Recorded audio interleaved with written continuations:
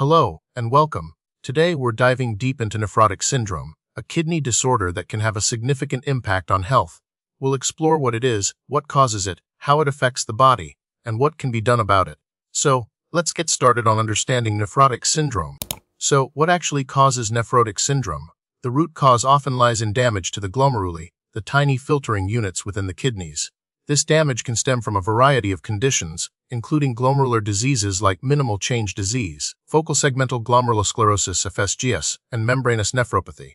Systemic diseases such as diabetes, lupus, and amyloidosis can also wreak havoc on the kidneys, leading to nephrotic syndrome. In some cases, infections, certain medications, and even genetic factors can be implicated. Understanding the underlying cause is crucial for effective treatment. Now, let's break down the pathophysiology. Normally, the glomeruli prevent large molecules like protein from leaking into the urine. In nephrotic syndrome, glomerular damage increases their permeability. This results in massive proteinuria, excessive protein loss in the urine. The loss of protein, especially albumin, leads to hypoalbuminemia, or low levels of albumin in the blood.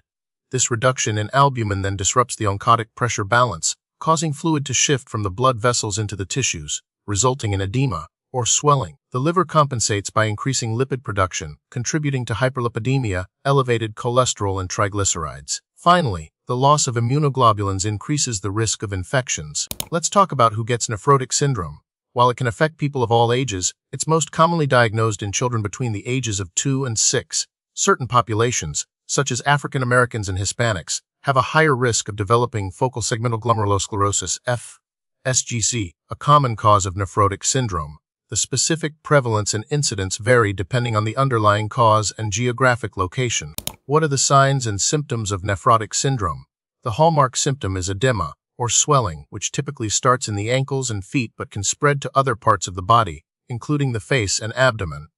Patients often notice frothy urine, a sign of excessive protein. Fatigue, loss of appetite, and weight gain due to fluid retention are also common. In severe cases, patients may experience shortness of breath due to fluid accumulation in the lungs. Because of the compromised immune system, those affected also might have an increased risk of infection. How is nephrotic syndrome diagnosed? The diagnostic process usually begins with a urine test to detect proteinuria, typically with a 24-hour urine collection to quantify the amount of protein loss. Blood tests are performed to measure albumin levels, cholesterol levels, and kidney function. A kidney biopsy may be necessary to determine the underlying cause of the glomerular damage. This involves taking a small sample of kidney tissue for microscopic examination. These tests together help to pinpoint the exact nature of the condition. Nephrotic syndrome can be further classified based on the underlying cause. Minimal change disease, the most common type in children, is often idiopathic, meaning the cause is unknown. Focal segmental glomerulosclerosis, FSGS, characterized by scarring in specific areas of the glomeruli. Membranous nephropathy involves thickening of the glomerular basement membrane, and as we've mentioned, it can also be caused by systemic diseases like diabetes or lupus. Identifying the specific type is crucial for determining the most appropriate treatment strategy. The treatment of nephrotic syndrome focuses on managing symptoms and addressing the underlying cause. Medications such as corticosteroids, like prednisone, are often used to reduce inflammation and proteinuria. Immunosuppressants may be prescribed for patients who don't respond to steroids or who have more severe forms of the disease. ACE inhibitors or ARBs can help to lower blood pressure and reduce protein loss. Diuretics are used to manage edema. It's also important to manage cholesterol and prevent blood clots. Dietary modifications, such as reducing sodium and fat intake, are also recommended. Regular monitoring of kidney function is essential. Unfortunately, there's no guaranteed way to completely prevent nephrotic syndrome, especially when it's caused by genetic factors or autoimmune diseases. However, managing underlying conditions like diabetes and lupus can help to reduce the risk. Early diagnosis and treatment of kidney infections can also be beneficial. Maintaining a healthy lifestyle, including a balanced diet and regular exercise, can support overall kidney health.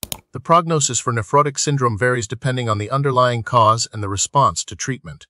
Minimal change disease often has a good prognosis, with many patients achieving remission with steroid therapy. However, other forms, such as FSGS, can be more challenging to treat and may lead to chronic kidney disease or even kidney failure. Recent research has focused on developing new therapies that target specific pathways involved in glomerular damage.